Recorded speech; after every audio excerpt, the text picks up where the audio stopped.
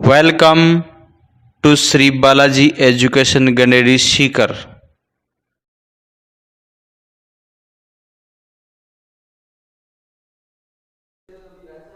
Hi guys, एक बार पुनः Balaji education Ganeri channel में आपका हार्दिक स्वागत है।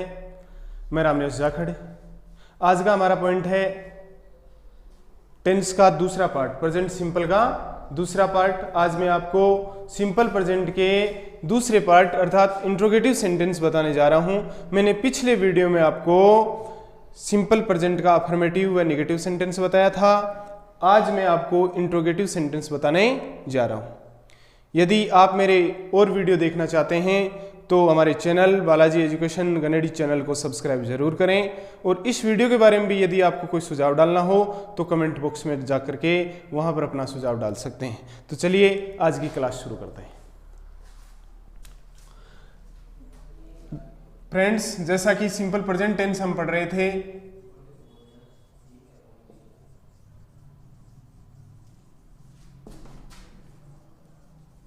और सिंपल प्रेजेंट टेंस में हमने सेंटेंस अफर्मेटिव,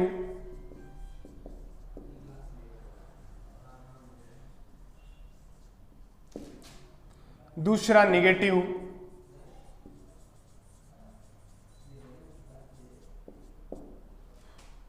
और तीसरा सेंटेंस है interrogative.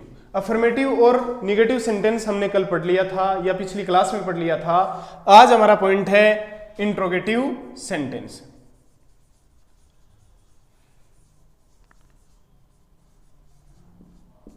Interrogative sentence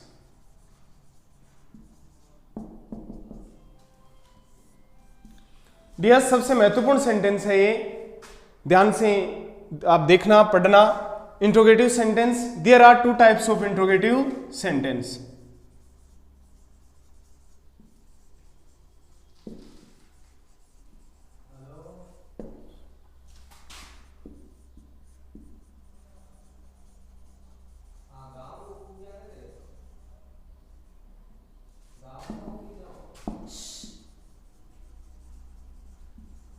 There are two types of interrogative sentence.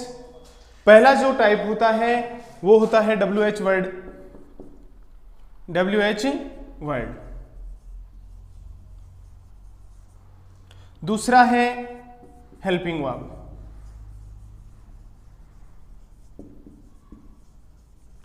Start with WH word, इनको हम बोल सकते हैं start with WH word and start with helping verb. या इसको बोल सकते हैं स्टार्ट विथ WH वर्ड या स्टार्ट विथ हेल्पिंग वर्ब के साथ यस या नो आंसर टाइप क्वेश्चन। तो देखो WH वर्ड जैसे what, who, when, why, which, how, यानी सच एज ऐसे ही what, who, when, why, which, how, इनसे शुरू होने वाले सेंटेंस। इसके अलावा हेल्पिंग वर्ब, यदि सिंपल प्रेजेंट में बात करें तो डू या डज, यानी हेल्पिंग वर्ब से शुरू होने वाला जो इंट्रोगेटिव सेंटेंस है वो डू या डज से शुरू होगा और WH वर्ड वाला WH वर्ड से शुरू होगा। हमने पीछे देखा था कि अफर्मेटिव सेंटेंस और नेगेटिव सेंटेंस दोनों सब्जेक्ट से शुरू होते हैं, ठीक है, और अंत में फुल स्टॉप लगा हुआ होता है। लेकिन इंट्रोगेटिव सेंटेंस की स्ट्रक्चर है वो थोड़ी सी अलग है। वो या तो WH वर्ड से शुरू होगा या हेल्पिंग वर्ब से शुरू होगा और अंत में क्वेश्चन मार्क लगाया जाएगा। तो देखते हैं सेंटेंस।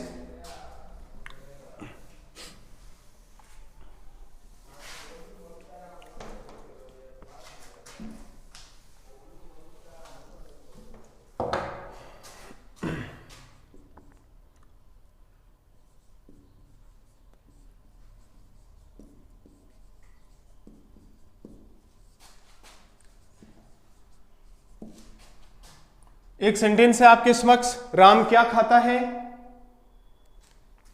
और दूसरा सेंटेंस है क्या राम आम खाता है। दो सेंटेंस मैंने आपके समक्ष रखे हैं। राम क्या खाता है, वह क्या राम आम खाता है। स्ट्रक्चर बताना भूल गया हूं। इंट्रोगेटिव सेंटेंस की जो स्ट्रक्चर है वो इस प्रकार से होगी। स्ट्रक्चर देखना WH वर्ड की, तो WH वर्ड से शुरू होगा। WH word plus helping verb plus subject plus main verb plus object plus other plus question mark at last. और यदि हेल्पिंग वर्ब की बात करें तो helping verb plus subject plus main verb plus object plus other, ये interrogative sentence की structure होती है। ये WH वर्ड की हो गई, ये हेल्पिंग वर्ब से शुरू होने वाले इंट्रोगेटिव सेंटेंस की स्ट्रक्चर हो गई। अब यदि इस स्ट्रक्चर के अनुसार इन वाक्यों को हल करते हैं, एक वाक्य है राम क्या खाता है, दूसरा वाक्य है क्या राम आम खाता है। तो ध्यान से देखना, अब इनमें मैं ये बात करना चाहता हूं कि इनमें से कौन सा सेंटेंस WH वर्ड से शुरू होने वाला है और कौन सा सेंटेंस हेल्पिंग वर्ब से शुरू होने वाला है। ध्यान से देखना, जिस सेंटेंस में क्या शब्द वाक्य के बीच में आया है वो तो WH वर्ड से शुरू होगा। तो WH सिर्फ क्या शब्द का ध्यान रखना है हमें, और क्यों कहां कब कैसे अपने स्थान पर आएंगे और अपने अनुसार WH वर्ड बनाएंगे। लेकिन क्या शब्द का ध्यान रखना है, यदि क्या शब्द वाक्य के बीच में आता है तो वो WH वर्ड है, अर्थात वो व्हाट है। और यदि क्या शब्द वाक्य के शुरू में आ जाता है तो वो हेल्पिंग वर्ब है। अब समझने वाली बात यही है कि ये जो सेंटेंस है ये तो WH वर्ड से शुरू होगा और ये सेंटेंस है वो हेल्पिंग वर्ब से शुरू होगा। कहने का मतलब ये सेंटेंस WH वर्ड से शुरू होने वाला है और ये सेंटेंस हेल्पिंग वर्ब से शुरू होने वाला है। अंतर आपके समक्ष है, क्या शब्द यदि वाक्य के बीच में आता है तो WH वर्ड है और यदि शुरू में आ जाता है तो हेल्पिंग वर्ब है। अब देखो स्ट्रक्चर के अनुसार यदि हम इनको हल करते हैं तो ये WH वर्ड वाला, सबसे पहले हमें क्या चाहिए, WH वर्ड चाहिए।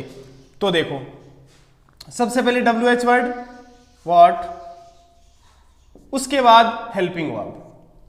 अब हेल्पिंग वर्ब हमारे पास दो हैं, डू और डज। सिंपल प्रेजेंट में हमने पिछली वीडियो में पढ़ी है डू और डज। डू का प्रयोग यानी प्लूरल सब्जेक्ट के साथ, डज का प्रयोग सिंगुलर सब्जेक्ट के साथ। तो देखना, अब व्हाट के बाद में WH वर्ड के बाद में हमें हेल्पिंग वर्ब लगानी है। अब हेल्पिंग वर्ब लगाएंगे सब्जेक्ट के अनुसार, सब्जेक्ट सिंगुलर है या प्लूरल है। तो देखो सब्जेक्ट है राम, राम सिंगुलर है तो डज लगाएंगे, व्हाट डज। उसके बाद सब्जेक्ट, हेल्पिंग वर्ब आ गई तो क्या लगाना है, सब्जेक्ट। सब्जेक्ट कौन है, राम। अब मेन वर्ब, मेन वर्ब खाता है, ईट, ये लो।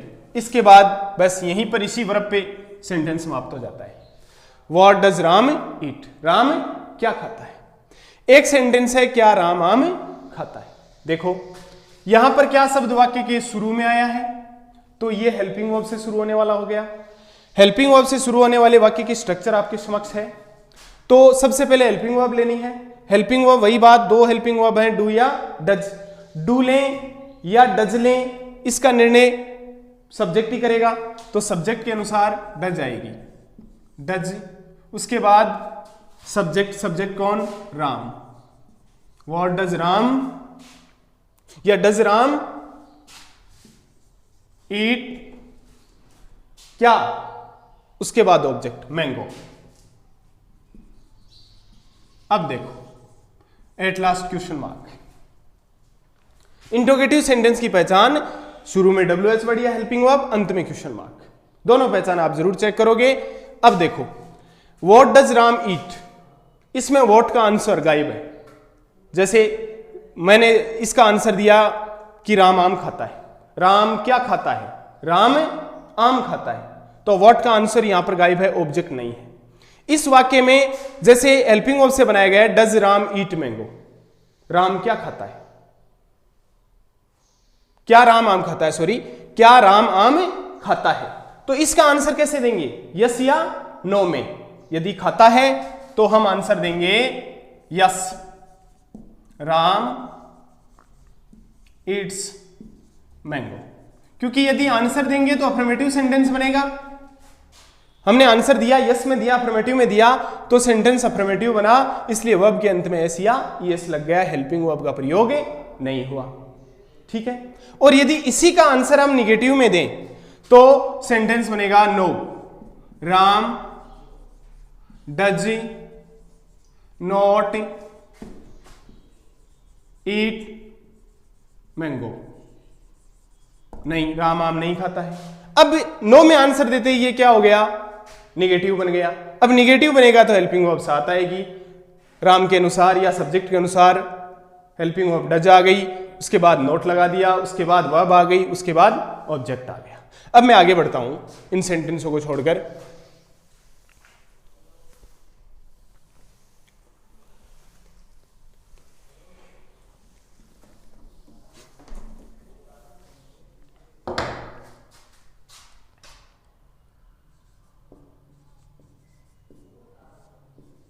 सेंटेंस है बच्चा क्यों रोता है।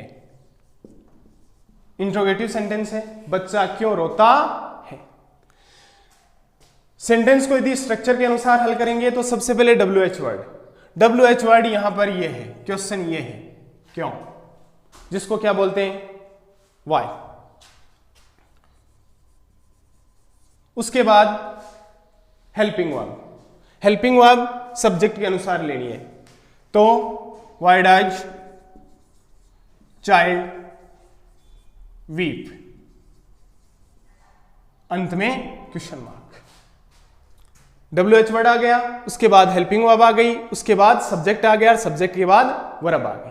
अब मैं आपको एक बात विशेष बताना चाहता हूं, इंट्रोगेटिव सेंटेंस महत्वपूर्ण क्यों है, क्योंकि हमसे किसी भी क्लास में पढ़ रहे हो या जैसे कोई भी क्वेश्चन है उसका जवाब दे रहे हो, तो हमें प्रत्येक WH वर्ड के भाव का पता होना चाहिए।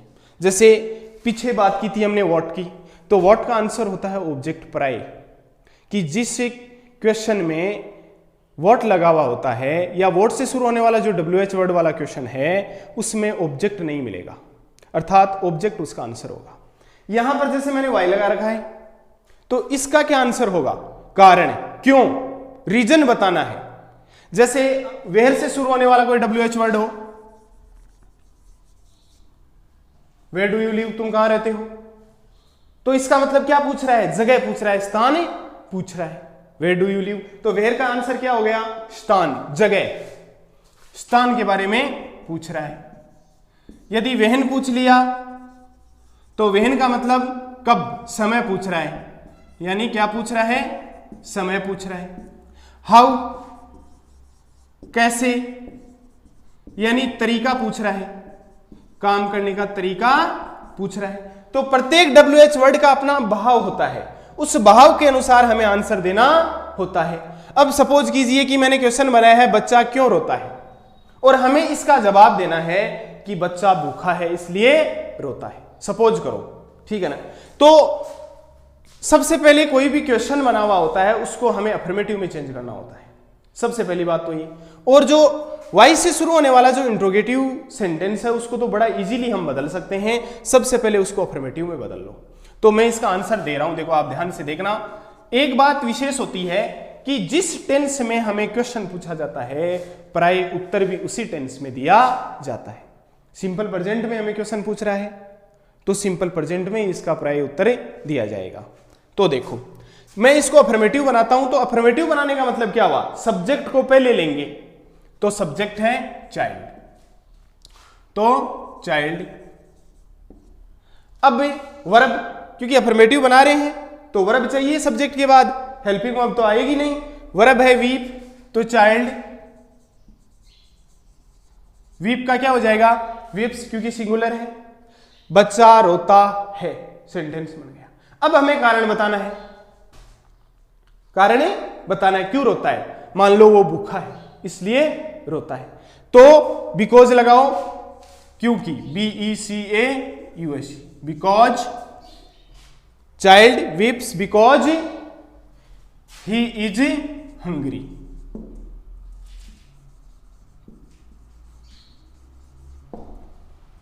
वह भूखा है, तो कितना इजीली है किसी भी WH वर्ड के भाव के अनुसार उसका जवाब देना। और वाई से शुरू होने वाला कोई भी क्वेश्चन हो उसको आप बेझिझक अफर्मेटिव में बदल लो, बिकॉज लगा करके उसका आंसर दे दो। एक प्रकार से इस प्रकार के क्वेश्चनों का जवाब और भी दिया जाता है, टू लगा करके भी दिया जाता है। वो देखो कैसे।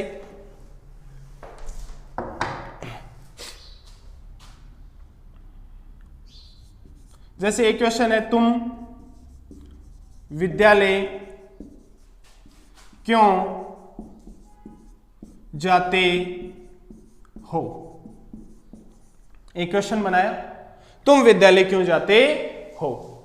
देखो इसको मैं पहले इंग्लिश में ट्रांसलेट करता हूं। सबसे पहले हमें ये WH वर्ड से शुरू होने वाला इंट्रोगेटिव है, तो सबसे पहले WH वर्ड, उसके बाद में हेल्पिंग वर्ब। यहां हेल्पिंग वर्ब डू आएगी क्योंकि सब्जेक्ट यू है। Y do you go, subject के बाद क्या आ गई, वर्ब। वर्ब के बाद में ऑब्जेक्ट, तो why do you go to school, तुम विद्यालय क्यों जाते हो। यह सेंटेंस बन गया। अब मैं इसका आंसर दे रहा हूं, ठीक है। यानी मेरा कहने का मतलब है कि एक तो वाई से शुरू होने वाला जो क्वेश्चन है उसका आंसर बिकॉज लगा करके दिया जाता है, और एक वाई से शुरू होने वाला जो क्वेश्चन है उसका आंसर टू लगा करके दिया जाता है। देखो जैसे इसका मैं आंसर दे रहा हूं, सबसे पहले अफर्मेटिव में बदल लो। अब यदि इसको अफर्मेटिव में बदलते हैं तो सबसे पहले क्या लेंगे, सब्जेक्ट। सब्जेक्ट कौन है, यू। लेकिन ध्यान रखना यू का आंसर क्या होता है, आई। यू का आंसर क्या होगा, आई। यदि क्वेश्चन में यू है तो उसका आंसर क्या होगा, आई। आई, ठीक है। वर्ब गो, क्योंकि अब आई के साथ ऐसे यस नहीं लगेगा, ठीक है। तो आई गो टू स्कूल। अब ये बात, ये अफर्मेटिव में बदल लिया साहब मैंने, इसी क्वेश्चन को मैंने अफर्मेटिव में बदल लिया। अब मुझे आंसर डालना है, मूल रूप से रीजन बताना है, यानी इसका आंसर अब मुझे डालना है, वाई का आंसर, ठीक है ना। मैंने यहां पर ऊपर वाले क्वेश्चन में वाई का आंसर डाला था बिकॉज लगा करके, ही इज हंग्री। लेकिन यहां पर मैं वाई का आंसर क्या डालता हूं, मैंने दूसरा रूप बता रहा हूं यहां पर, टू रीड। टू रीड, पढ़ने के लिए। I go to school to read, मैं पढ़ने के लिए विद्यालय जाता हूं। यदि वर्ब आंसर हो, ठीक है ना, तो वर्ब से पहले टू लगा दिया जाता है, जिसको इन्फिनिटिव बोलते हैं। अब यह वर्ब इन्फिनिटिव रूप में आ गई, क्योंकि वर्ब से पहले यदि टू लग जाता है, ध्यान रखना आगे काम आएगी ये चीज। यदि वर्ब से पहले टू लग गया तो इसको बोलते हैं इन्फिनिटिव। आगे की क्लासों में मैं आपको इन्फिनिटिव भी बताऊंगा कितने प्रकार के होते हैं, कैसे काम करते हैं, लेकिन यहां पे मैं आपको इन्फिनिटिव बता रहा हूं एक बार, ठीक है। तो यहां पर वर्ब आंसर था, वर्ब से पहले क्या लगा दिया, टू, ये इन्फिनिटिव बन गया। ऊपर वाले क्वेश्चन में हमने बिकॉज लगाया था, ठीक है। तो इस प्रकार से वाई से शुरू होने वाले क्वेश्चंस को आप इजीली तरीके से उनका आंसर दे सकते हैं, रटने की कोई जरूरत नहीं है। आराम से उस किसी भी क्वेश्चन को आप WH वर्ड में चेंज करिए, उसके भाव को समझिए, और उसके भाव को समझ करके आप इजी वे में छोटे प्रश्नों का आंसर दे सकते हैं। आगे देखो,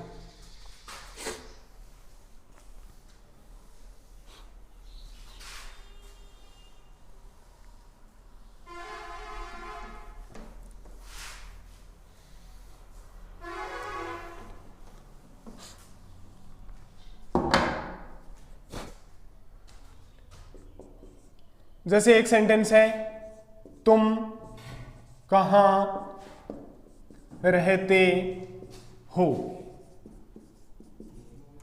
तुम कहां रहते हो, एक सेंटेंस हमारे समक्ष है। मैं इसको सबसे पहले इंग्लिश में ट्रांसलेट करूं तो WH वर्ड कहां, वह है। हेल्पिंग वर्ब सब्जेक्ट के अनुसार, तो डू, यू, लिव। तुम कहां रहते हो। अब मान लो, सपोज करो किसी ने हमसे पूछ लिया रास्ते चलते हुए, वेयर डू यू लिव, तुम कहां रहते हो, तो हमें किस चीज को कैच करना है, WH वर्ड को।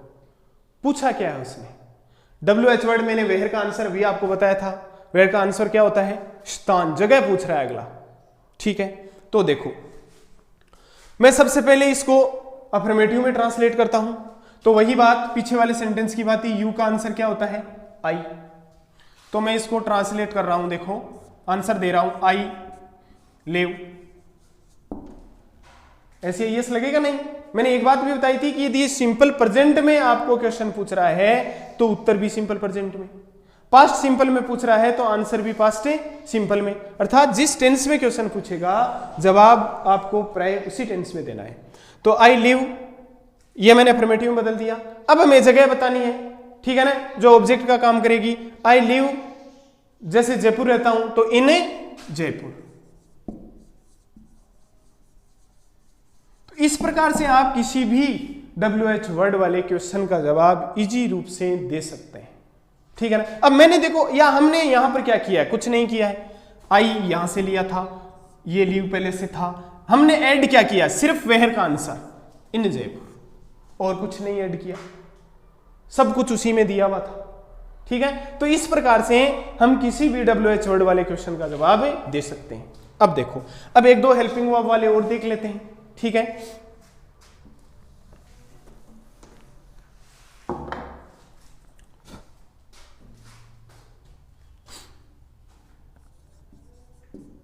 क्या सुविता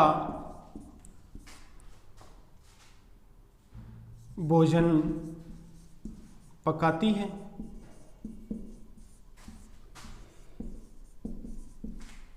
क्या सुविता भोजन पकाती है? सेंटेंस है क्या सुविता भोजन पकाती है। हेल्पिंग वर्ब से शुरू होने वाला है, क्यों? मैंने पीछे अभी बताया है, क्या शब्द यदि वाक्य के शुरू में आ जाए तो वो हेल्पिंग वर्ब होती है, ठीक है। अब देखो हेल्पिंग वर्ब हमारे पास सिंपल प्रेजेंट पढ़ रहे हैं तो दो है, डू या डज। अब डू लगाऊं या डज लगाऊं ये बात बताएगा सब्जेक्ट। सब्जेक्ट सुविता सिंगुलर है, ठीक है, तो डज लगानी है। डज सुविता। अब हेल्पिंग वर्ब के बाद सब्जेक्ट, सब्जेक्ट के बाद मेन वर्ब, तो डज सुविता कुक फूड? क्या सुविता भोजन पकाती है? यह सेंटेंस बन गया। अब मैंने यही कहा था, अभी बताया था कि हेल्पिंग वर्ब से शुरू होने वाले क्वेश्चंस का जवाब यस या नो में दिया जाता है, हाँ या ना में दिया जाता है। यदि मैंने पूछ लिया आपसे, ठीक है ना, क्या तुम पढ़ते हो, तो आप क्या जवाब दोगे? पढ़ते हो तो यस, नहीं पढ़ते हो तो नो। मैंने पूछ लिया कि आप इंग्लिश पढ़ते हो, आप पढ़ते हो तो यस बोलोगे, नहीं पढ़ते हो तो नो बोलोगे।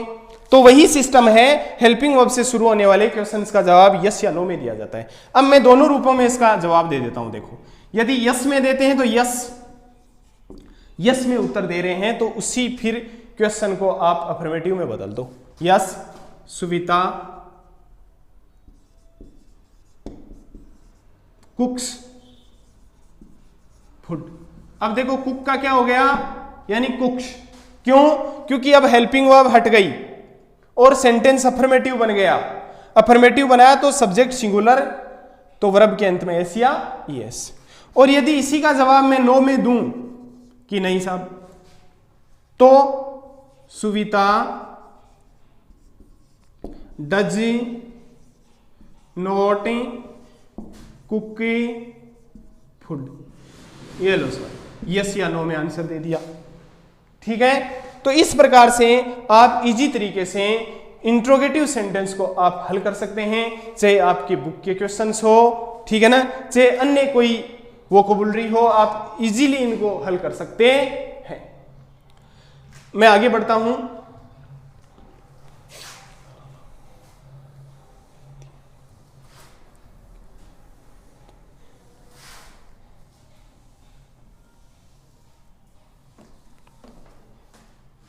जैसे एक सेंटेंस और ले रहा हूं मैं, लास्ट सेंटेंस इंट्रोगेटिव का। हम स्वतंत्रता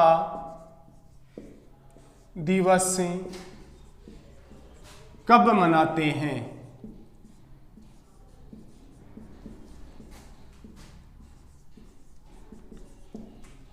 हम स्वतंत्रता दिवस कब मनाते हैं? ध्यान से देखना, आपको सेंटेंस में जो चीज चाहिए वही लो, चाहे सेंटेंस कितना ही बड़ा हो चाहे कितना ही छोटा हो। हमें सबसे पहले ये इंट्रोगेटिव है, WH वर्ड से शुरू होने वाला, तो सबसे पहले WH वर्ड लेते हैं। कब मतलब व्हेन। अब WH वर्ड के बाद हमें क्या चाहिए, helping verb. Helping verb do और डज। डू ले डज ले ये बताएगा सब्जेक्ट, तो डू, व्हेन डू। अब सब्जेक्ट लेते हैं वी, वर्ब क्या है, मनाते हैं, celebrate. When do we celebrate क्या, इंडिपेंडेंस डे। मैंने बताया था वर्ब में क्या लगाओ तो आपको क्या मिल जाएगा, object, independence day. When do we celebrate independence day, हम स्वतंत्रता दिवस कब मनाते हैं। ये क्वेश्चन आ गया, ठीक है। हम इसका आंसर देते हैं इजीली, अफर्मेटिव में बदल लो तो सब्जेक्ट पहले आएगा। सब्जेक्ट क्या है, वी, सेलिब्रेट, ठीक है। अफर्मेटिव बनाएंगे वी, यानी प्लूरल है तो ऐसे यस लगाने की जरूरत नहीं रहेगी। We celebrate independence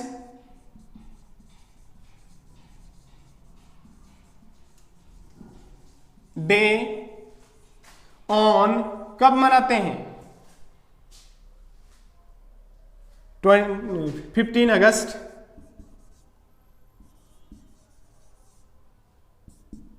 every year.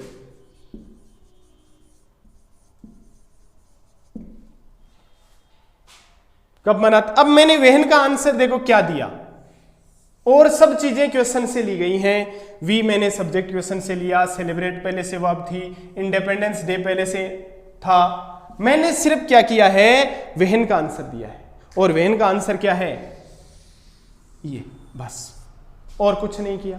तो आप WH वर्ड के भाव को समझिए और WH वर्ड के भाव को समझ करके उसका आंसर डाल दीजिए एग्जैक्ट। तो इस प्रकार से हम इजीली किसी भी क्वेश्चंस का जवाब दे सकते हैं। अब मैं आगे बढ़ता हूं और आगे सेंटेंस ले रहा हूं इंट्रोगेटिव प्लस से नेगेटिव।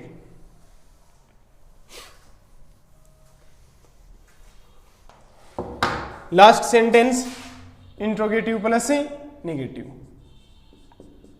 अब देखो इंट्रोगेटिव प्लस नेगेटिव में क्या अंतर है, जो अफर्मेटिव और नेगेटिव में अंतर है वही इंट्रोगेटिव और इंट्रोगेटिव प्लस नेगेटिव में अंतर है। यानी अफर्मेटिव में जो सेंटेंस था उसमें क्या सब्जेक्ट से शुरू हो रहा था, अंत में फुल स्टॉप लगता था, और फिर नेगेटिव में आए तो हेल्पिंग वर्ब के बाद नोट लगा दिया। तो सेम वही कंडीशन यहां पर होगी, हेल्पिंग वर्ब के तुरंत बाद यहां पर नोट लगा देंगे, ठीक है। तो जैसे मैं स्ट्रक्चर लिख देता हूं,